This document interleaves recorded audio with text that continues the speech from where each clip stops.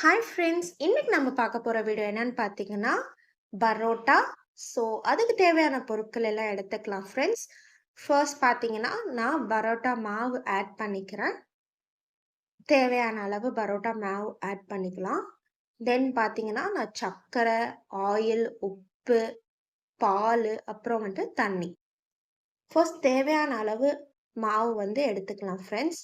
நான் இப்போ ஒரு 4 பரோட்டா வர அளவுக்கு மாவு எடுத்திருக்கேன். ஸோ 1/2 கிலோ பாக்கெட்ல நான் 4 பரோட்டா வர அளவுக்கு மாவு எடுத்துட்டேன் ஃப்ரெண்ட்ஸ்.